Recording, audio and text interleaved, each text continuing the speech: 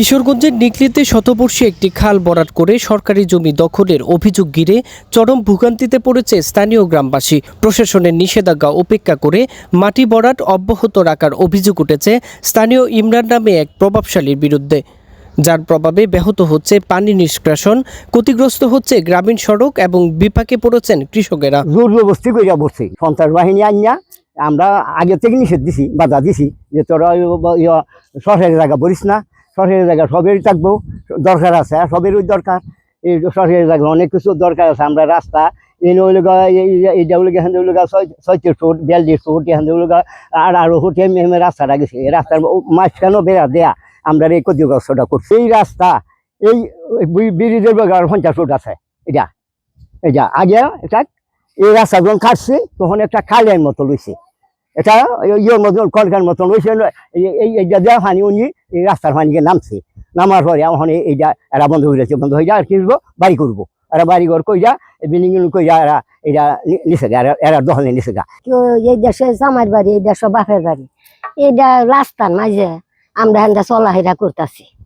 অঙ্কা এরা কিনছে 20% কিনছে, অঙ্কা 35% দল ধরতে লাগছে। এই বৈশাখ মাস শুরু হয়েছে তখন আমরা ধান কাটতে আনাম। এই যে রাস্তা দেখেন কি কাদা মাদা হয়ে রয়েছে। তো মেন রাস্তার মাঝে এই যে বেড়া রয়েছে, মেন রাস্তা বদ্ধ করেছে, তখন আমরা ধান টান এগুলো আনতে পারবো না। সন্তান আনছে আইন মানুষ এই বেড়াটা দেওয়া হয়েছে, বেড়া দূরে দেওয়া হয়েছে। আমরা নিষেধ দিছি, আমরা আর কোনো মানছেন। গত 21 এপ্রিল সরেজমিনে গিয়ে দেখা যায় উপজেলার জারৈতলা ইউনিয়নের পশ্চিম রুদারপুড্ডা গ্রামের মাঝ দিয়ে প্রবাহিত রুদারপুড্ডা নদী থেকে জারৈতলা পর্যন্ত বিস্তীর্ণ শতবর্ষী বেতিয়ারা খালের পাশে গ্রামীণ সড়কের পশ্চিমাংশে সরকারি জমি দখল করে মাটি ভরাট করা হয়েছে।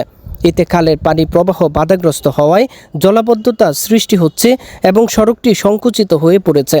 ফলে কৃষি পণ্য পরিবহনে চরম ভোগান্তিতে পড়েছে স্থানীয় কৃষকেরা। এছাড়া সড়কে পানি জমে থাকায় চলাচল দুর্বিষহ হয়ে উঠেছে। পানি নিষ্কাশন ব্যাহত হওয়ায় সড়কের অপর পাশে ভাঙন দেখা দিয়েছে এবং ফসলি জমিও ক্ষতিগ্রস্ত হচ্ছে। ধান টান দিয়ে নিব এই ব্যবস্থা নাই, আর লুডের মধ্যে বেড়া যাচ্ছি, গাড়ি ঘুরে দিয়ে নিব ধান, এগুলো আমরা আনার ক্ষমতা নাই। আমরা কৃষি কাজ করি, গরু টরু ফালি, গরুর ফার্ম আছে। এখান থেকে আমরা ড্রেনের মতন আসছিল, বাড়ির পানি সব নামতো রাস্তার, এখন নামতে পারে না। ওরা মাটি বইরা উঁচা কইরা রাখিয়া দিছে। আমরা গরিবের তো চলাফেরা একবারে বন্ধ হয়ে যাইতেছে। এর মধ্যে তো মনে করেন আমাদের তো এখানে কোনো অধিকারও নাই। আপনাদের সরকারের রাস্তা আপনারা যদি এটা দেখে যদি না করে দেন, এখন তো আমাদের কোনো দিকে হেরা তো কইতেছে যে সরকারেরটা আমরা করতেছি, তোমরা বাধা দেওয়ার কিছু না। ইমরান রুদারপুড্ডা বাড়ি তারা রাস্তাটা জোর কইরা বইরা পালাইছে সরকারি জায়গা। এখানের যারা বসতি আছে গ্রামের লোক, সাধারণ মানুষ, আমাদের জাকির ভাই ওই লোকে ইউনিয়ন বিএনপি সাধারণ সম্পাদক, হ্যাঁ, ওনার কাছে গ্রামের মহিলা পুরুষ সবাই 100-150 মানুষ গেছে, যে বলছে ভাই আমাদের রাস্তাঘাট সব বইরা তারা বাড়ি বানায় এলতাছে।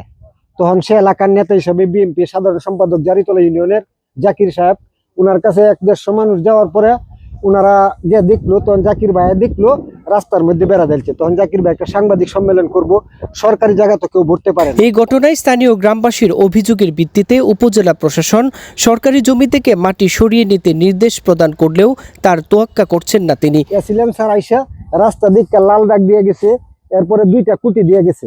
এরপরে ইমরানের বলছে তোমার যে রাস্তার মধ্যে যে তুমি এই পিলার দিছো, ওই পিলার তোমার জায়গা ছড়ায় নিয়ে যাওয়ার জন্য এসিলেন স্যার বুঝলে গেছে, কিন্তু 5 দিনের টাইম দিয়ে গেছেন, আজ পর্যন্ত নেই না। এ বিষয়ে অভিযুক্ত ইমরান বলেন তিনি এলাকাবাসীকে সঙ্গে নিয়ে সংবাদ সম্মেলন করেছেন।